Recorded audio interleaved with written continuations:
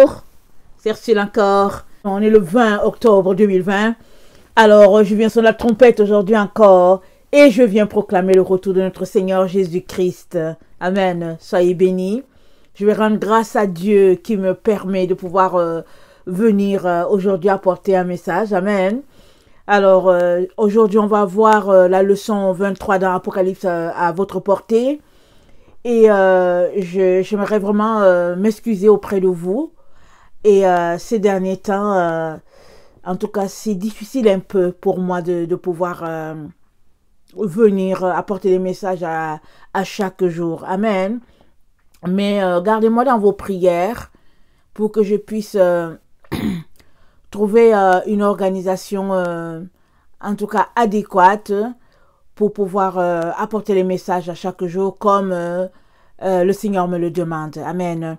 Parce qu'au fait, les messages sont préparés, comme celui-ci. J'ai préparé ce message le 15 octobre, Amen, 2020.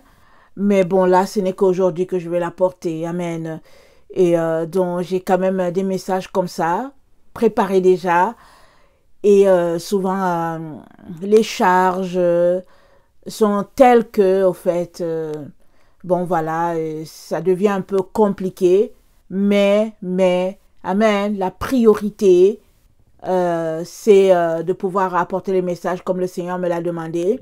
Et dans 24 heures, il y a toujours du temps. Amen. Il y a toujours du temps. Il suffit de pouvoir s'organiser. Alors, prions donc que l'organisation, que je puisse m'organiser autrement. Amen. Si la première façon de m'organiser faisait que, ben voilà, j'avais plus de facilité peut-être. Mais quand il y a des barrières, quand il y a des obstacles sur notre chemin, il y a toujours une autre voie. Amen. Et puis, les barrières sur notre chemin nous fortifient et ils nous donnent d'être aguerris, d'être des personnes aguerries. Alors, que le Seigneur puisse bénir ce temps-là.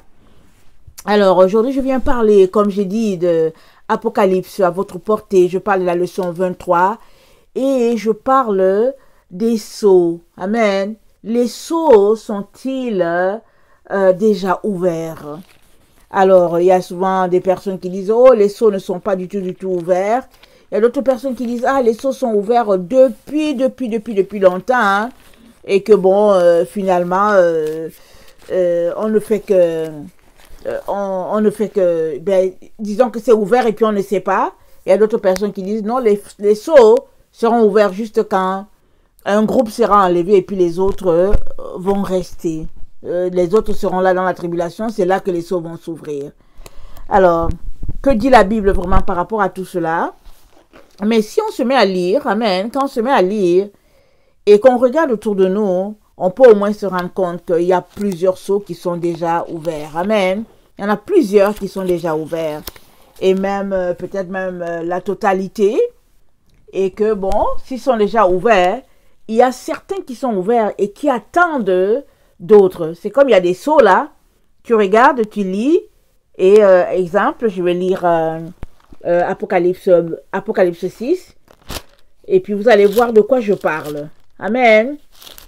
Alors, Apocalypse 6, au verset 12, ça dit, « Je regardai quand il ouvrit le 6e sceau, et il eut un grand tremblement de terre. Le soleil devint noir comme le sac de crin, la lune entière devint comme du sang. » Mais quand on regarde ça, on n'a pas vu un grand tremblement de terre. Amen. On est là, on n'a pas vu. Mais peut-être que c'est un tremblement de terre localisé. Amen. Alors, il se pourrait que ça soit localisé. Mais quand on lit cette partie-là, tout de suite, quand on regarde le chapitre 7, on se rend compte, on dit, et après cela, je vis 4 anges debout aux 4 coins. Et verset 2, et j'ai vu un ange qui montait du côté du soleil levant et qui tenait le sceau de Dieu vivant. Hein. Il cria d'une voix forte aux 4 anges et à qui il avait été donné de faire du mal à la terre et à la mer. Et il dit, ne faites point de mal à la terre, ni à la mer, ni aux arbres, jusqu'à ce que nous ayons marqué du sceau le front des serviteurs de notre Dieu. Amen. Donc quand on regarde cela, on a l'impression... Ou bien on voit tout de suite que, ah, il y a le 5e sceau qui s'est ouvert. il y a eu le 6e sceau qui s'est ouvert, mais l'exécution n'a pas eu lieu. Ça s'est ouvert, mais l'exécution n'a pas eu lieu encore parce qu'il fallait que les serviteurs de Dieu soient marqués. Amen. On peut voir ça comme ça. Ou bien, on peut voir aussi que, il y a le 5e sceau qui est ouvert. Et là, avant l'ouverture du 7e sceau qui se trouve au chapitre 8, Apocalypse 8, ça dit, quand il ouvrit le 7e sceau, il eut dans le ciel un silence d'environ une demi-heure. Amen. Mais quand on regarde, quand on retourne à Apocalypse 6, le verset 12, amen, ou bien le verset 15, on dit, les rois de la terre, les grands, les chefs militaires, les riches, les puissants, les esclaves, tous les hommes se cachèrent dans les cavernes et dans les rochers des montagnes. Et ils disaient aux montagnes et aux rochers, tombez sur nous et cachez-nous devant la face de celui qui est assis sur le trône et devant la colère de l'agneau. Mais quand on lit ce passage-là, on sait bien, on voit tout ce que ce n'est pas encore arrivé. Parce qu'on n'a pas encore entendu parler d'un tel scénario sur cette terre où les êtres humains ont dit aux montagnes de tomber sur eux. Amen.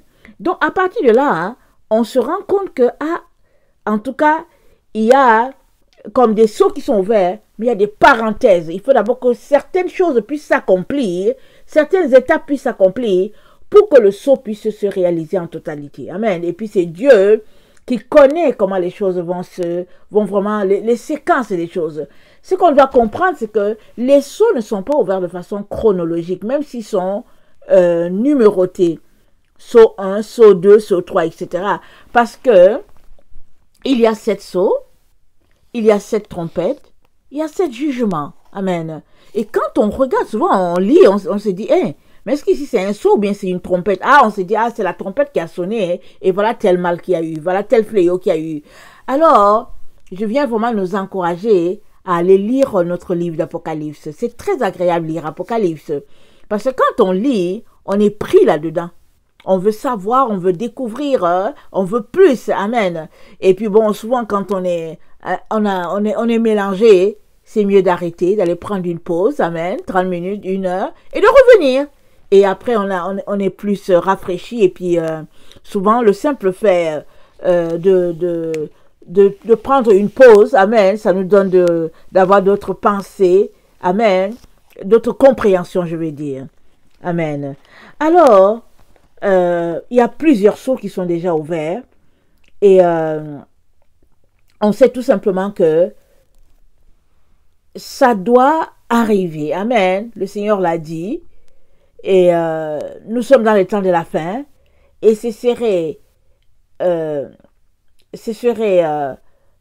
manquer de beaucoup de sagesse de refuser d'admettre qu'on est dans les temps de la fin, parce que les choses sont en train de se dérouler devant nous. Amen. Il fut un temps, peut-être qu'il y a 3 ans, 4 ans, on n'a plus tellement entendu parler de ça, mais il y a quand même 2 ans, 3 ans, disons, on entendait beaucoup les attentats suicides. On le sait, ça a duré quelques années. Et ça, c'était encore un autre type de meurtre. Or, on sait par exemple que si on lisait, le sceau 6, je vais dire, voilà, je vais lire le Apocalypse 6, le verset 4, ça dit, verset 3, quand il ouvrit le second sceau, j'entendis le second être vivant qui disait, viens. Et il sortit un autre cheval roux. Celui qui le montait reçut le pouvoir d'enlever la paix de la terre, afin que les hommes s'égorgeassent les uns les autres, et une grande épée lui fut donnée. Donc, les gens s'égorgent. Si dans l'endroit où on est sur la terre, on ne voit pas les gens s'égorger, il y a plein d'endroits d'autres endroits sur la terre où c'est terrible, c'est chaotique. Quand on entend les reports, c'est tout simplement terrible, c'est même inimaginable. Alors, c'est ça. Et quand on lit, par exemple, le verset 7 de Apocalypse 6, c'est dit, quand il ouvrit le 4e sceau, j'entendis la voix du 4e être vivant qui disait, viens. Je regardai et voici parut un cheval d'une couleur pâle. Celui qui le montait se nommait la mort. Et le séjour des morts l'accompagnait. Le pouvoir leur fut donné sur le quart de la terre, pour faire périr les hommes par l'épée, par la famine, par la mortalité et par les bêtes sauvages de la terre. Quand on regarde notre terre là, tous ces fléaux-là sont décrits. Il suffit juste de regarder, de lire, et on va dire, ah oui, il y a plusieurs qui meurent de famine. Et oui, il y a plusieurs qui meurent tués par des bêtes sauvages. Il y en a. Et on dit, ah oui, il y a des... C'est-à-dire, on ne peut pas dire que les seaux ne sont pas ouverts. Il y a plusieurs seaux qui sont déjà ouverts. Peut-être même toute la totalité. Mais ça relève de Dieu. Amen. Alors c'est Dieu qui sait exactement tout. Et si on vient lui poser des questions, il ne manquera pas de se révéler, de nous dire ce qu'il en est. Mais il va toujours nous dire, donner quelque chose qui est important pour nous, qui est utile pour nous, qui va nous avancer à quelque chose. Amen. Et si c'est parce qu'on veut savoir, il ne manquera pas de nous parler. Et parce qu'il est bon, il est notre Père, et puis il veut nous instruire. Amen. Alors, attendez, il faut que je lise mes notes. Hein. Alors, oui, il y a des seaux qui sont ouverts. Et on a vu dans Apocalypse 7 que cet ange-là a dit aux autres là de ne pas faire du mal à la terre jusqu'à ce que les serviteurs de Dieu soient marqués. On comprend donc que quand ces serviteurs de Dieu là seront marqués, alors les choses vont juste s'en suivre. Parce qu'une fois qu'ils sont marqués, il y aura l'enlèvement ou bien ils seront mis à l'abri. Amen. Ils seront mis à l'écart de tout ce qui est sur le point d'arriver sur la terre. Dieu l'a dit et il ne ment pas. Il l'a dit dans Malachie 3, le verset 16, il a dit alors ceux qui craignent l'Éternel se parlèrent l'un à l'autre. L'Éternel fut attentif et il écouta. Et un livre de souvenirs fut écrit devant lui pour ceux qui craignent l'Éternel et qui honorent son nom. Ils seront à moi, dit l'Éternel des armées. Ils m'appartiendront au grand jour que je prépare. J'aurai compassion d'eux, comme un homme a compassion de son fils qui le sert. Et vous verrez de nouveau la différence entre le juste et le méchant, entre celui qui sert Dieu et celui qui ne le sert pas. Amen. Alors, il dit, vous allez voir, Dieu, c'est comme un homme, il va se comporter comme un homme qui a compassion de son fils qui le sert. Et quand on lit Apocalypse 7, dès le premier verset, ça nous dit que non, ça dit aux 4 anges prêts à faire du mal à la terre, ne faites pas du mal jusqu'à ce que Dieu ait marqué ses serviteurs. Donc ici, là, on a l'évidence que il y en a ceux-là qui marchent selon les critères que Dieu aimerait avoir, ceux-là seront mis à l'écart. Et je nous encourage donc tous à nous retrouver, à faire partie d'observer les critères que le Père aimerait voir en chacun d'entre nous. Amen. Ça, c'est très, très important. Alors, ceci étant dit, allons-y regarder le chapitre 8. Amen. D'Apocalypse. Parce qu'on a fini le chapitre... on a fini. On a parcouru le chapitre 7. Comme j'ai dit, c'est un survol. Amen. Et ça nous démêle un peu. Ça nous permet de mieux comprendre l'Apocalypse et de réaliser que, au fait... si Dieu l'a écrit, c'est que c'est pour nous. Amen. Souvent, on n'ouvre pas le livre, on se dit, oh, c'est un livre compliqué à comprendre. Alors, si c'est si compliqué, pourquoi il nous l'aurait donné? Dans le fond, ce n'est pas compliqué du tout. C'est un livre facile à comprendre. Amen. Et puis à lire même. Et il serait donc très important, quand on le lit, de lire Apocalypse avec souvent Ésaïe et aussi avec Matthieu. Amen. Matthieu 24, où Dieu a décrit les choses. Et en tout cas, la Bible se recoupe. Amen. Si on est disposé, si on a du temps pour passer dans la présence du Seigneur, il ne manque pas de nous révéler les choses. Alors, dans Apocalypse, le chapitre 8, c'est dit, quand il ouvrit le 7e sceau, il eut dans le ciel un silence d'environ une demi-heure. Amen. Alors ici, on dit que quand il ouvrit le 7e sceau, mais on vient de lire que le 6e sceau ne s'est pas encore exécuté. Parce qu'on dit, quand il a ouvert le 6e sceau, il y eut un grand tremblement de terre et on raconte les rois qui disent aux montagnes de tomber sur eux, etc., etc. Mais on sait bien que cette partie ne s'est pas encore accomplie. Alors, est-ce que les sceaux, ils les ouvrent par ordre chronologique? On a l'impression que non. Amen. Et s'ils les ouvraient par ordre chronologique, alors, une fois qu'ils sont ouverts, il y a d'autres parties qui doivent être exécutées. C'est comme dans les programmes en informatique. Alors, tu lances un programme et le programme se met à exécution. Et là, finalement, il y a comme une étoile à quelque part. Le programme en totalité ne peut pas finir de s'être exécuté si l'étoile A, par exemple, n'a pas été complétée et puis l'étoile B. Ce qui fait que le programme attend. Il est lancé, mais il attend jusqu'à ce que l'astérisque A puisse être accompli et puis l'astérisque B puisse être accompli. Alors, une fois que c'est marqué fin à l'astérisque A et puis l'astérisque B, alors le programme donc, en totalité se met à s'exécuter. Donc, il faut voir les choses comme ça. Amen. Alors, pourquoi est-ce que il y a un silence de 30 minutes au ciel? Pourquoi? Et puis 30 minutes au ciel, ça correspond à quoi? On ne sait pas, n'est-ce pas? Parce que dans Daniel, c'est dit, quand les deux hommes, là, dans Daniel 11, je pense, attendez, il faut que je m'assure que c'est 11, c'est Daniel 12. Dans Daniel 12, il y a l'un qui a posé la question à l'autre, les deux personnes habillées en lin. Il lui a dit, mais quand est-ce que ça aura lieu? Et puis l'autre a dit, dans un temps, des temps et la moitié d'un temps. Et dans notre temps, ça a été expliqué que c'est 3 ans et demi. Alors 30 minutes au ciel, c'est quoi? Est-ce que ça correspond à notre 6 mois? Est-ce que c'est la moitié d'un an?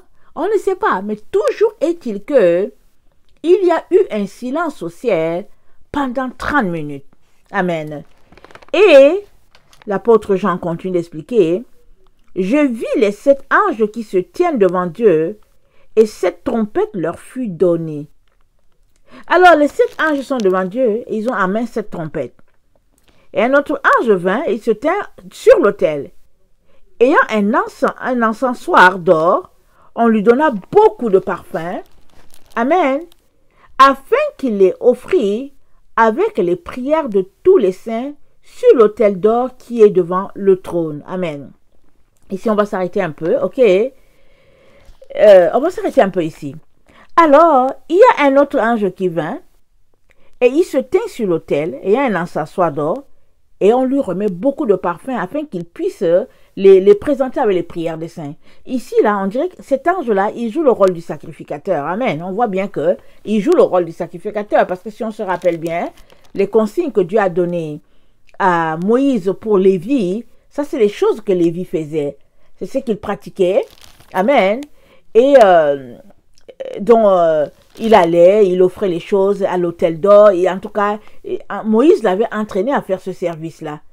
Et donc, la personne là qu'on vient de lire dans Apocalypse 8, le verset, c'est le verset 3, il joue le rôle, le sacrificateur, d'offrir des parfums. Amen. Alors, il offrait des prières des saints accompagnées des parfums. Excusez-moi, il ne faut pas que je dise ce qui n'est pas ça. Alors, il vint, on lui a donné un encensoir d'or, on lui donnait beaucoup de parfums, ok, d'accord, afin qu'il les offrit avec les prières de tous les saints. Alors, cette scène-là, ça nous rappelle, attendez, il faut que je regarde mes notes.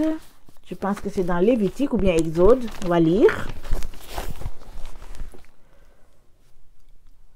Attendez.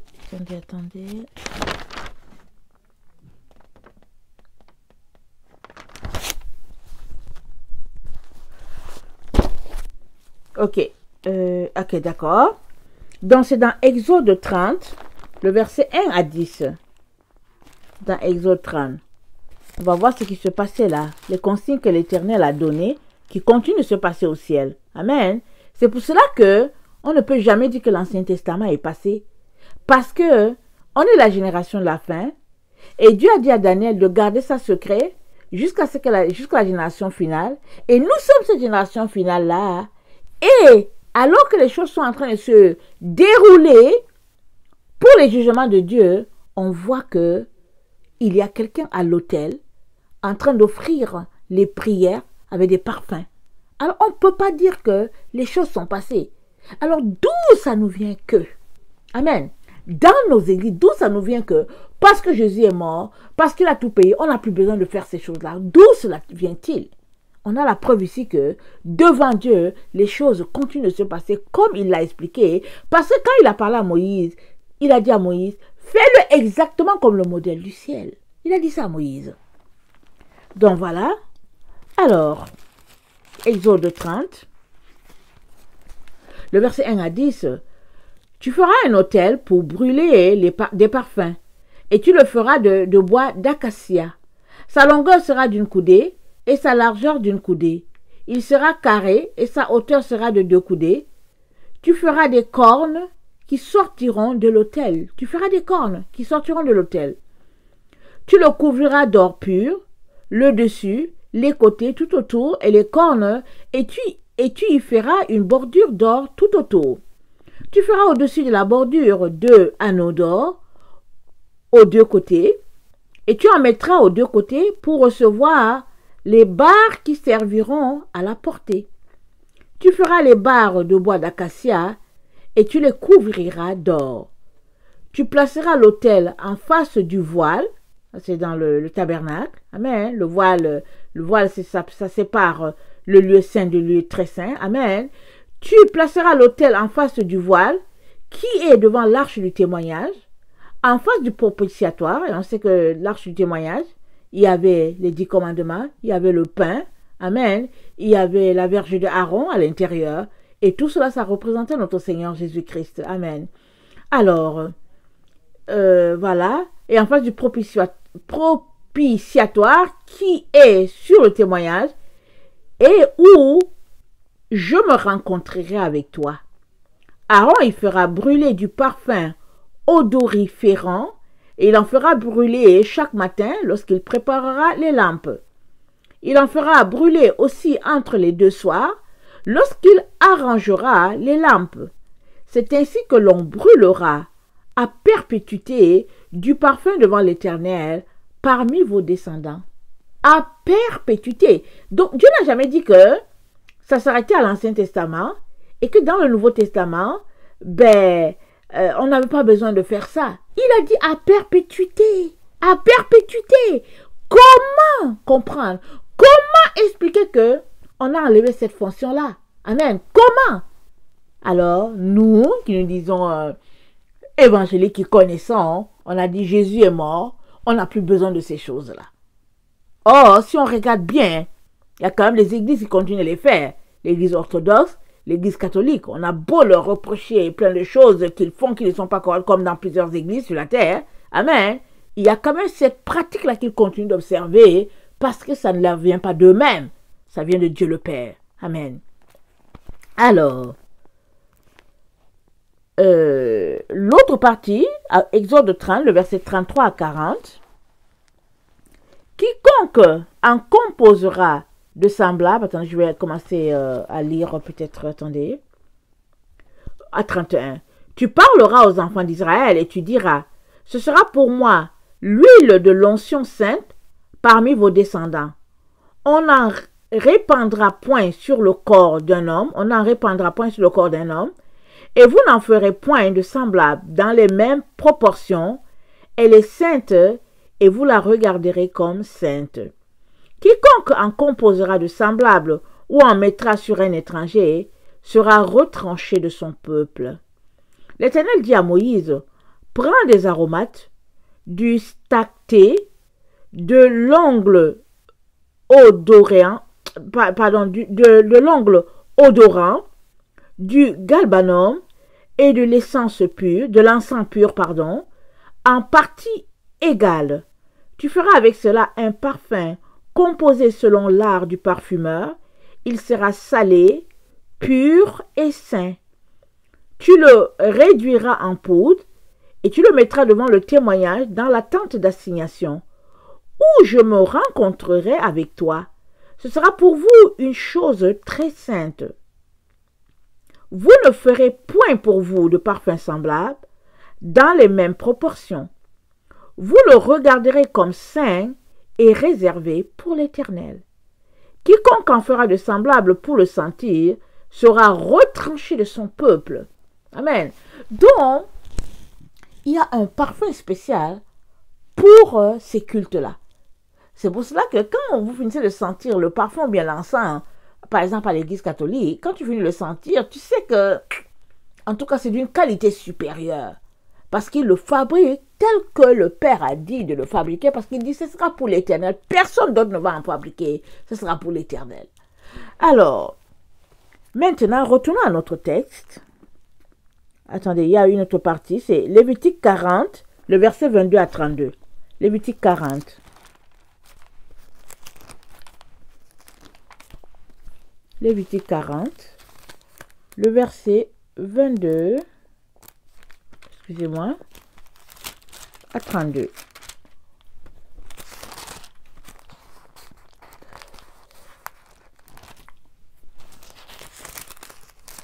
Est-ce que je suis au bon endroit? Ça fait que coller. Et quand je décolle...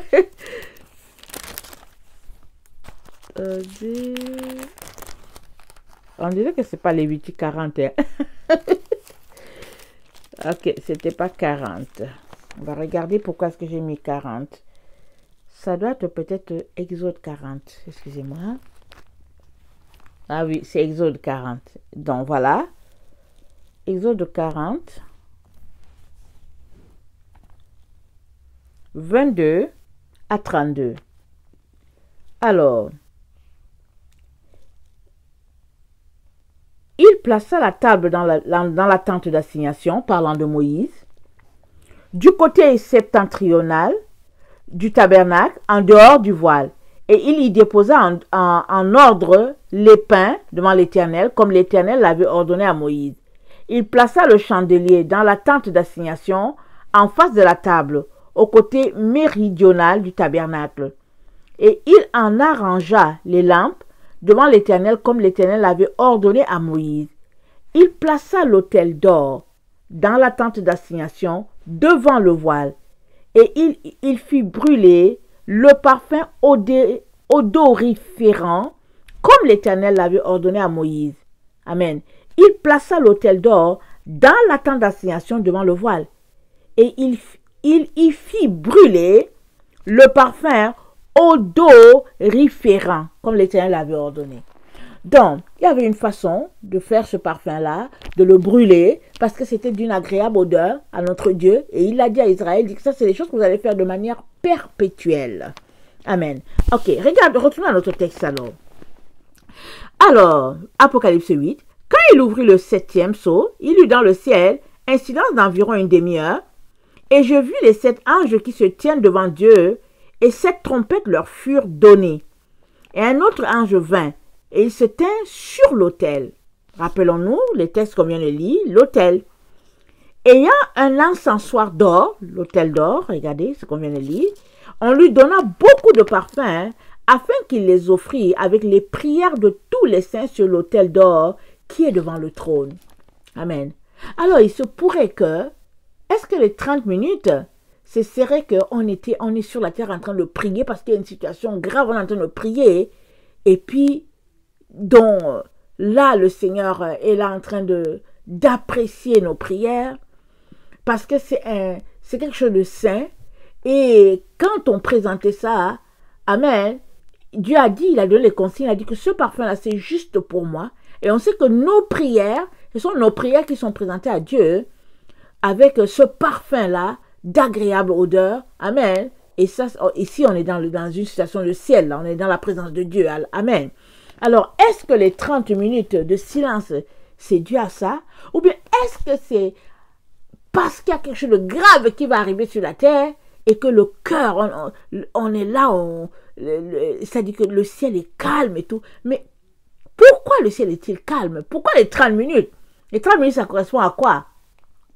Malheureusement, hein, je ne sais pas, je ne peux pas vous dire. Amen. C'est ça, je ne peux pas vous dire. Seulement, je vous ai fait lire les textes d'Exode. Comment c'est quelque chose d'agréable pour Dieu.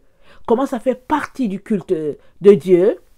Et même là, au moment où les jugements sont en train de pleuvoir, au moment où ils cherchent à à exécuter son jugement sur la terre, il y a un moment de silence. Silence. Et après cela, les choses commencent à se passer. Après les 30 minutes, on dit, dont l'ange est venu, il a offert les parfums, avec les prières, avec les parfums et tout. Et le verset 5 nous dit, et l'ange prit l'encensoir, le remplit de feu de l'autel et le jeta sur la terre. Et il eut des voix, des tonnerres, des éclairs et un grand tremblement de terre. Amen. Est-ce que le tremblement de terre, il est général? Est-ce qu'il est local? On ne sait pas. Si dans l'endroit où on est, on n'a pas eu du tremblement de terre, on ne peut pas dire que ça ne s'est pas passé. Amen. Donc, on peut juste constater ce qui est en train de se passer, ce que Apocalypse nous dit. Mais l'erreur, ce serait de dire, les seaux ne sont pas du tout ouverts, et puis ils vont s'ouvrir plus tard, et puis bon, voilà. Donc, c'est ça. Alors, ça nous dit que les anges donc avaient les 7 trompettes, et ils se préparèrent à les sonner. Et on est ici au 7e sceau. Alors, quand ils se mettent à sonner, c'est au 7e sceau qu'ils se mettent à sonner 7 trompettes. Amen. Et à chaque trompette, il y a quelque chose de grave qui arrive, comme le premier sonna de la trompette, et il y eut de la grêle et du feu mêlé de sang qui furent jetés sur la terre, et le tiers de la terre fut brûlé, et le tiers des arbres fut brûlé, et toute l'herbe verte fut brûlée. Donc il se pourrait que là où on ne sache pas qu'il y a des forêts qui brûlent. Mais il y a des forêts qui brûlent. Il y a l'Amazonie qui brûle. Il y a des forêts aux États-Unis qui brûlent. La Californie brûle. Mais qui en parle? Personne.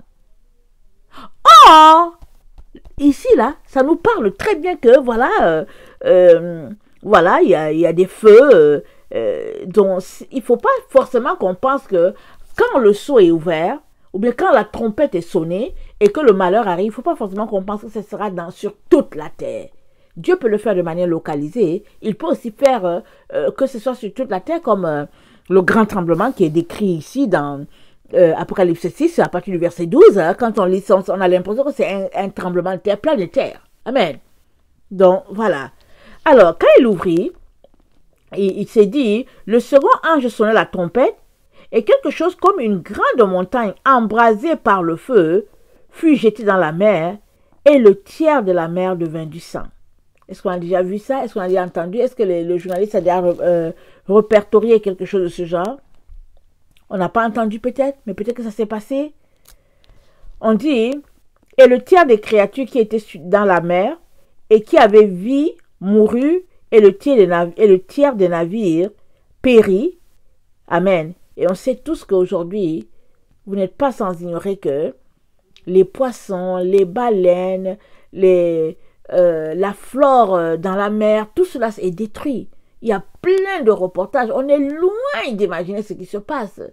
Et souvent, en tout cas, les journalistes montrent des photos et puis tu as pitié, des poissons viennent, ils échouent au bord et puis c'est des tonnes et des tonnes. On s'est dit, eux-mêmes ils ne comprennent pas, ils se disent, mais pourquoi, qu'est-ce qui se passe? Amen. Alors, le jugement de Dieu est en train de s'exercer. Amen. Alors, le verset 10, ça dit, le troisième ange sonna la trompette, et il tomba du ciel une grande étoile ardente comme un flambeau.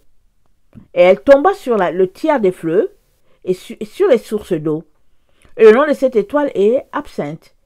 Et le tiers des eaux fut changé en absinthe, et beaucoup d'hommes moururent parce que les eaux étaient devenues amères. Amen. Alors, le quatrième ange sonna de la trompette, et le tiers du soleil fut frappé, et le tiers de la lune, et le tiers des étoiles, afin que le tiers en fût obscurci, et que le jour perdit un tiers de sa clarté. Est-ce qu'on peut dire que le jour a perdu un tiers de sa clarté? Est-ce qu'on peut le dire? Parce que souvent, ça dépend de notre température. Peut-être qu'on est à l'automne. En automne, évidemment, il y a toujours moins de clarté. Et puis, mais est-ce que ailleurs, c'est déjà un peu... Est-ce que c'est brumeux un peu partout sur la terre? On ne sait pas. On est juste dans notre petit coin du monde. Et si le Seigneur ne nous ouvre pas les yeux ou bien ne nous amène pas une information à nous, on sera ignorant de tout ce qui se passe. Mais l'erreur, ce serait de dire les sceaux ne sont pas ouverts et qu'il y a autre chose à attendre. Parce que tout nous montre que les choses sont en train de se passer sous nos yeux. Alors souvent ceux qui disent que les sceaux ne sont pas ouverts, c'est ceux qui se disent que non, les chrétiens ne vont pas passer du tout par la grande tribulation. Et puis bon, voilà, donc il faut que ça soit ouvert après que les chrétiens soient partis. Alors, vous savez que tout ce qu'on a suivi l'enseignement que les chrétiens, à la grande tribulation, les chrétiens ne seront pas là. On a bien suivi ça. Mais il y a 2 ans, moi le Seigneur m'a bien dit que non, à la grande tribulation, vous serez encore là. Et la première moitié, en tout cas, il y a beaucoup de personnes qui seront là. À partir de la deuxième moitié, en tout cas, ceux qui seront mis à l'abri ne seront plus là. Mais les enfants de Dieu, il y aura encore les enfants de Dieu sur la terre.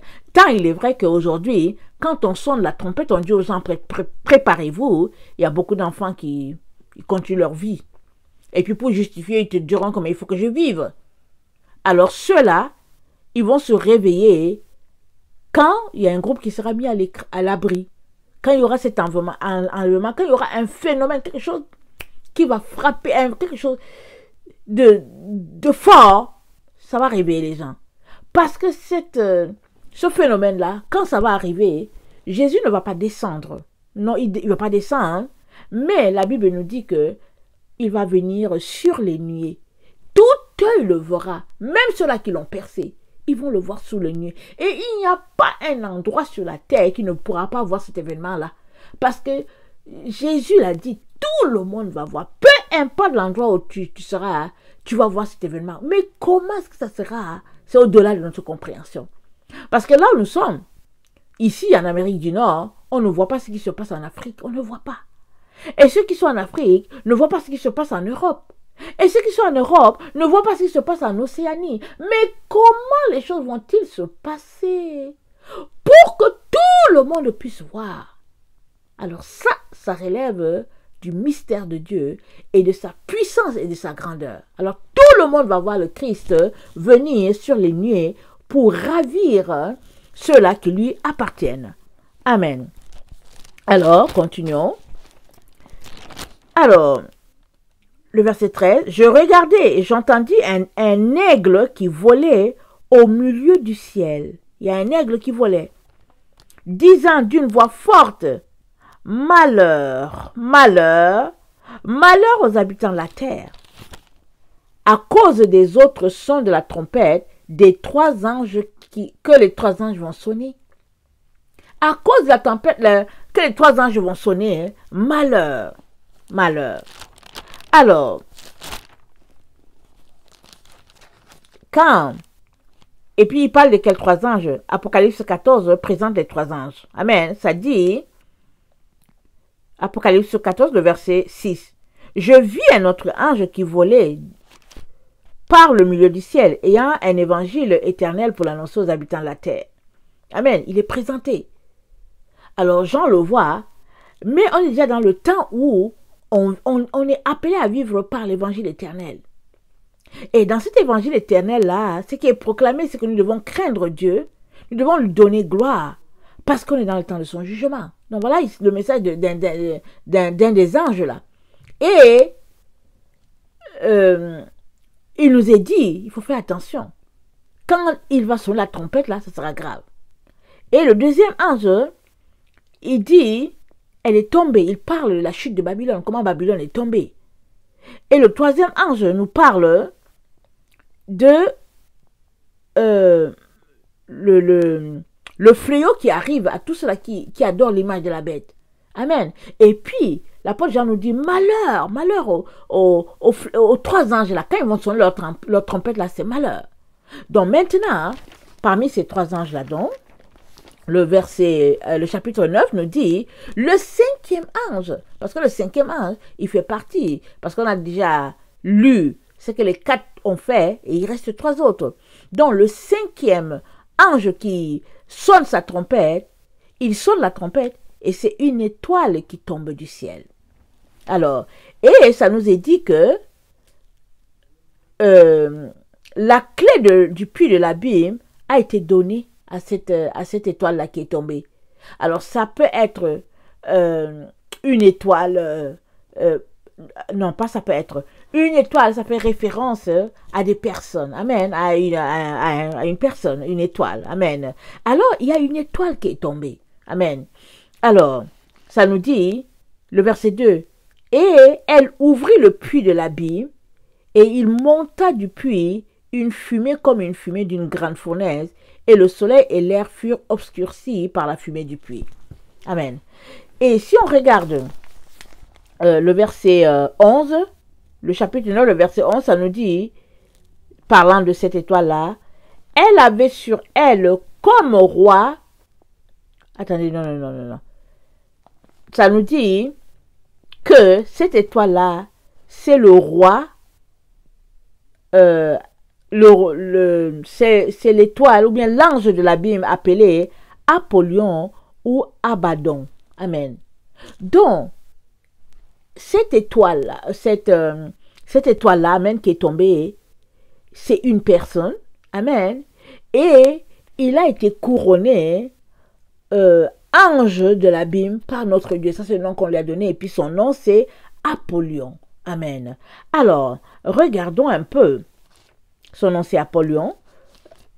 Regardons Apocalypse.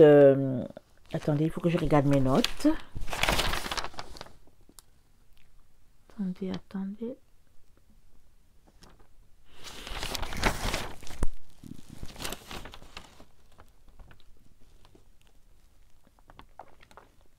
Alors, on a Apocalypse 12, le verset 9, qui parle de cet ange-là toujours.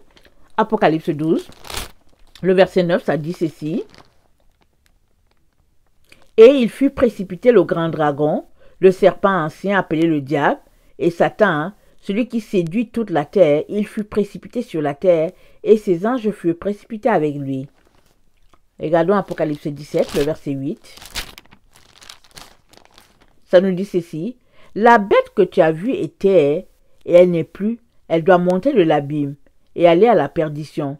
Et les habitants de la terre, ceux dont le nom n'a pas été écrit dès la fondation du monde dans le livre de vie, s'étonneront en voyant la bête, parce qu'elle était, et qu'elle n'est plus, et qu'elle réapparaîtra. Donc, ils s'étonneront. Pourquoi? Parce qu'elle était. C'est-à-dire c'était une personne, mais elle était dans le sens que, bon, elle avait l'esprit de Dieu en elle, et puis elle n'était plus, c'est-à-dire qu'elle était décédée, amen, et après, elle a réapparu encore. Alors les gens ils s'étonnent, ils se disent, mais c'est comment? Qu'est-ce qui se passe et tout? Alors, cet ange-là, cet ange-là, il est appelé Apollyon. Amen. Alors, il y a un ange qui sonne une trompette, et il y a une étoile qui tombe, et on sait que, rappelons-nous, Jésus a dit à Jean, il a dit les étoiles qu'il avait en main, c'était des anges. Amen. Alors, il y a un ange qui sonne une trompette, et il y a une étoile qui tombe en provenance du ciel. Amen. Ça peut être que l'étoile est tombée, c'est-à-dire qu'elle a quitté le ciel pour la terre. Ça peut être aussi que, amen, c'est une étoile de Dieu, dans le sens que c'est un enfant de Dieu, qui, au fait, est tombé dans le sens que, qui a quitté la présence de Dieu, qui n'est plus avec Dieu. On peut aussi comprendre ça comme ça, qui est tombé. Amen. Et puis qui ne marche plus avec Dieu. Amen. Alors, ce n'est que Dieu qui va nous donner le sens profond. Plus quand on va continuer, amen, d'étudier et puis d'ouvrir nos yeux à tout ce qui se passe autour de nous. Amen. Alors, l'autre élément aussi qui serait important de souligner, c'est Apocalypse 9. Amen. J'aimerais faire allusion à un petit détail ici. Ça dit, quand il ouvrit le puits de l'abîme, il monta du puits une fumée comme la fumée d'une grande fournaise. Et le soleil et l'air furent obscurcis par la fumée du puits. De la fumée sortirent des sauterelles qui se répandirent sur la terre, et il leur fut donné un pouvoir comme le pouvoir qu'ont les scorpions de la terre. Alors, ici, quand on parle de fumée, on sait que la fumée, ça peut être, quand on regarde la fumée d'un feu, il y a la fumée. Mais la fumée, ça peut aussi être quelque chose de sombre. Amen. Et ça peut aussi faire allusion à, par exemple, attendez, il faut que je regarde ce que j'ai noté.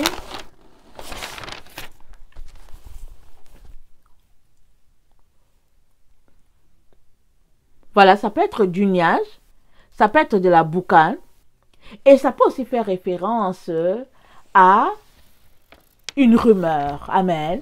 Ça peut être la rumeur, ça peut être des mensonges, et ça se répand, et ça devient obscur, et puis ténébreux. Amen. Maintenant, si on s'arrête, arrêtons-nous un peu. Réfléchissons un peu avec ce qui se passe dans notre monde depuis le temps de Covid. Est-ce qu'il n'y a pas une fumée? Il n'y a pas une fumée sur la terre? Est-ce qu'il n'y a pas de l'obscurité? Dans le sens que les gens ne font que mentir. Ça dit que quand tu les écoutes là, demande-toi lequel de ces politiciens-là dit la vérité. S'il y a un seul parmi eux qui dit la vérité. Demande-toi. Parce qu'ils sont en train de mentir sans arrêt. Mais c'est parce qu'on est dans le temps où le mensonge doit être appelé vérité et la vérité appelée mensonge. Ça fait partie de l'esprit de notre temps. C'est pourquoi Dieu dit que l'iniquité sera tellement répandue sur la terre que vraiment il va venir juger. Et quand Dieu parle de notre génération, il parle d'elle comme une génération pire à la génération de Sodome et Gomorrhe, pire à la génération qui a vécu du temps de Noé. Alors la fumée, ça nous dit que quand cet ange-là a... Attendez, il faut que je lise très bien ce qu'il a dit. En tout cas, il est tombé du ciel sur la terre et la clé du puits de l'abîme lui fut donnée. Et cet ange, ou bien cette étoile, quand il a ouvert le puits de l'abîme, alors il est monté la fumée d'une grande fournaise, l'air du soleil est devenu obscurci, et puis la fumée, il y avait des sauterelles, il y avait des choses qui étaient comme des scorpions, et il y avait plein de choses qui sont décrites. Maintenant, arrêtons-nous. Si Dieu ne veut pas vos yeux spirituels, est-ce que vous allez voir ce qui se passe? Parce que nos yeux physiques sont différents de nos yeux spirituels. Alors souvent, le Seigneur ouvre nos yeux spirituels, on regarde, on se dit, oh, oh, oh, oh. C'est comme il y a quelqu'un qui me disait un jour, la personne me dit, j'étais en train de marcher, je marchais, et j'ai même failli tomber, et j'ai vu un bus qui était en fumée, qui était en feu. Et puis la personne me dit, j'ai vu le bus qui était en feu. Il dit, mais tout de suite, il dit, sans tarder, il dit, je me suis dit, mais c'est quoi ça? Et j'ai continué de marcher. Quelques secondes après, il dit, le bus scolaire est passé à côté de moi, et le bus scolaire était en feu. Il dit, pourtant, dans la réalité, il n'était pas en feu. Il dit, il n'était pas en feu. Mais, quand je le voyais, il y avait des feux autour, et puis, c'était lugubre. C'était lugubre. Et donc, cette personne-là a commencé à prier pour demander au Seigneur, Seigneur, mais qu'est-ce que tu me montres et tout? Généralement, les gens qui ont le don de vision, le don, au fait, des rêves, en tout cas, il est le don de seers, de ton de voix. Il y a des gens, ils ont le don. Ça dit que pendant qu'ils sont là avec toi, ils voient plein de choses. Ils voient des serpents, ils voient des anges, Ça, c'est un don. Alors, tu ne peux rien faire. Ça dit que tout ce que tu peux faire, c'est dire, ok Seigneur, voici le don, et puis de mettre ça au service du Seigneur. Amen. Alors, est-ce que ça veut dire que si on n'a pas vu les sauterelles, là où nous sommes, ça veut dire qu'il n'y en a pas qui sont sortis? On ne peut pas dire ça. Donc, l'erreur, c'est de ne jamais dire que les seaux ne sont pas ouverts. Ça, c'est l'erreur. Parce qu'il y a beaucoup de choses qui se passent. Amen. Alors, et on sait tous que depuis l'avènement du Covid, non seulement ce monde-ci ne sera plus pareil, amen, mais il y a beaucoup de mensonges qui se disent. Et le mensonge, est-ce que ce n'est pas une atmosphère de ténèbres? C'est une atmosphère lugubre, c'est une atmosphère noire. Parce que la vérité, c'est la lumière, on l'a maintes fois vu. Alors, le mensonge, c'est les ténèbres. Alors, quand Jean décrit tout ça, tu regardes, tu te dis que, mais c'est quand et tout, et pourtant la chose est déjà arrivée. Amen. Alors, il dit, il y avait sur la tête comme, ça c'est le verset 7, il y avait sur la tête comme des couronnes semblables à de l'or, et leur visage était comme des visages d'hommes. Amen. Alors, ici, le seau a été ouvert, Et puis depuis, l'apôtre Jean ne fait que décrire, et puis on est rendu au chapitre 7. Alors, amen. Alors, quand il décrit les choses dans le monde spirituel. Il décrit cela tel qu'il voit spirituellement. Et puis, maintenant, il dit, sur leur tête étaient des couronnes, et puis ils ressemblaient comme à des êtres humains, et puis des longs cheveux comme des femmes, etc., etc. Entre vous et moi, on sait tous qu'avec l'affaire de Corona là, avec le vaccin qui est là, on sait tous que le vaccin, quand on te vaccine, on te donne un peu de la maladie. Amen. Et on te l'injecte. Or, dans une vidéo que j'ai faite peut-être qu'il y a peut-être déjà 2 mois, peut-être, amen, j'apportais ce que les scientifiques ont dit qu'il y avait dans le vaccin du corona. Et il y avait un peu de venin de serpent, il y avait un peu de ceci, un peu de cela. Alors, c'est ce qu'ils ont rapporté dans le document qu'il y avait. Amen. Alors, on comprend que si on injecte le vaccin du corona, amen, à certaines personnes pour dire que bon, il faut prévenir, on comprend que ces personnes-là, ils vont ressembler, amen, attendez, leur tête va ressembler à des couronnes, amen, et leur visage, parce que c'est des êtres humains. On les regarde parce que quand Dieu décrit une personne, il décrit d'abord la chose spirituellement. Amen. Alors, quand tu les regardes, tu vois que c'est des personnes, des êtres humains, ils ont des cheveux et tout ça, tu les regardes, tu te dis, hein. Mais, dans le monde spirituel, amen, ils ont des couronnes sur la tête, et puis bon, voilà, et puis voilà la description. Amen. Alors, tout cela pour dire que les sceaux sont en train de s'ouvrir sous nos yeux, et avec l'avènement du corona, amen. Attendez, il faut que je lise quelque chose. Alors, c'est dit au verset 10 d'Apocalypse 9, c'est dit, elles avaient des queues semblables à des scorpions et des aiguillons, et c'est dans leur queue qu'était le pouvoir de faire du mal aux hommes pendant 5 mois. Elles avaient sur elles comme roi l'ange de l'abîme, nommé en hébreu Abaddon et en grec Apollyon. Le premier malheur est passé. Voici, il y a encore 2 malheurs après cela. Le premier malheur est passé. Il parle d'un premier malheur qui est passé. Or, on sait que récemment, on a vécu quelque chose de très intense et on n'est pas encore sorti de là. Alors, est-ce qu'on peut s'arrêter et réaliser qu'il s'agit ici du malheur du corona? Parce que c'est un malheur. C'est un malheur en ce sens que, au fait, paraîtrait-il que, je dis paraîtrait-il qu'on ne meurt pas de corona. Tous les gens qui sont morts, ils sont morts de quelque chose, on leur a attribué corona. C'est un malheur. C'est un malheur en ce sens que il y a beaucoup de personnes qui ont péri comme ça. Comme ça. Alors, mais Dieu classe ça parmi les malheurs. Alors, si Dieu classe ça parmi les malheurs, et que ça fait partie du premier malheur, on peut comprendre que le 7e sceau est ouvert. Parce que on a commencé à lire chapitre 8, amen, et puis c'est écrit ouverture du 7e sceau.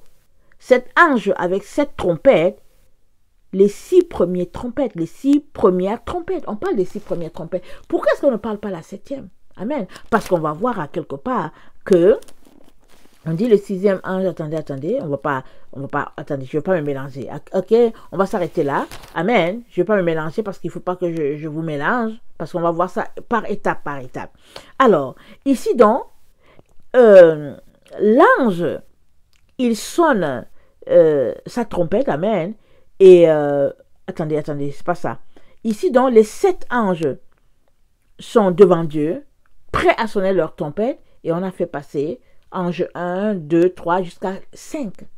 Et le 5e ange là, quand il sonne sa trompette là, il y a un autre ange qui tombe de la terre, du ciel, sur la terre. Et là, on voit ici deux anges, amen. L'un sonne et puis l'autre tombe sur la terre. Et on nous donne une information frappante sur cette étoile-là, qui est Apollyon, on dit qu'il s'appelle Apollyon, et qu'il est le roi, attendez, il faut que je le lise, et qu'il est le roi, elle avait sur elle comme roi l'ange de l'abîme, nommé en hébreu Abaddon et en grec Apollyon. Amen. C'est quand même grave. Alors ça veut dire que on lui a donné les clés de l'abîme. Ça veut dire que les choses que Satan a planifiées contre cette humanité ne vont pas s'arrêter de venir. Amen. Parce que là, finalement, il y a deux camps. Amen. Il y a deux camps bien distincts, comme dans Apocalypse 12. Amen. Et le combat va s'en plein. Alors, est-ce que c'est une situation où Dieu démêle les choses? On ne sait pas. On ne sait pas pourquoi c'est un ange qui sonne et puis l'autre tombe. Amen.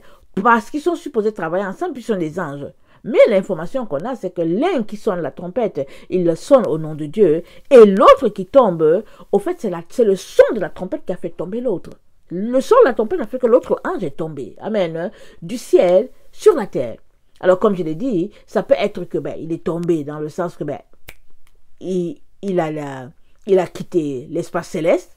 Amen. Il peut aussi être tombé dans ce sens que c'était un enfant de Dieu et là il est tombé en train de marcher loin de Dieu. Amen.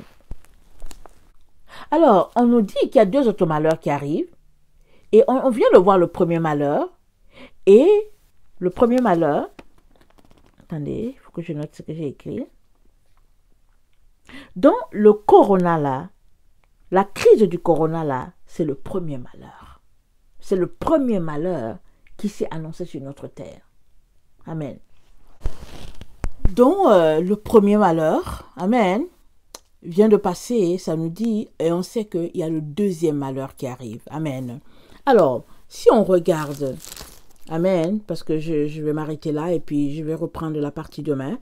Alors, si on regarde, le second malheur est annoncé, ça, dans Apocalypse 11, ça nous dit, au verset 14, ça dit, le second malheur est passé, voici le troisième malheur vient bientôt. Alors, on comprend donc que le septième sceau est ouvert. Amen. On comprend que le septième sceau est ouvert. On a fait passer les différentes trompettes. Mais le sixième sceau ne s'est pas encore exécuté. Il ne s'est pas encore exécuté. Ça veut dire, notre Seigneur Jésus l'a ouvert, si on se rappelle bien. Il est assis sur le trône, de son trône de jugement. Et rappelons-nous, le jugement commence par la maison de Dieu. Et la maison de Dieu, on sait tous que c'est l'Église. Et le jugement commence par la maison de Dieu et l'Église. Et le jugement, ce n'est pas là-bas dans le ciel. C'est ici, là qu'on est sur la terre, que Dieu est en train de nous juger déjà. Amen. Il est en train de faire la séparation entre le bon grain et le mauvais, entre les brebis et les boucs. Il est en train de séparer. Prends conscience de cela, toi qui m'écoutes là. Prends conscience de cela et puis ne t'amuse pas avec ta vie, là où tu es là. Parce que le jugement est en train de se passer, ça se passe sur la terre. Pendant qu'on est sur la terre, ça se passe. Parce qu'il y a certaines personnes qui s'imaginent que ça va se passer au ciel et puis qu'elles ont le temps de faire ceci. Non, non, non. Tout est déjà en train d'être jugé là, devant toi là. Comme je viens de te dire, le corona là qui s'est passé, tout ça là, ça c'est le premier malheur. Il reste deux autres. Amen.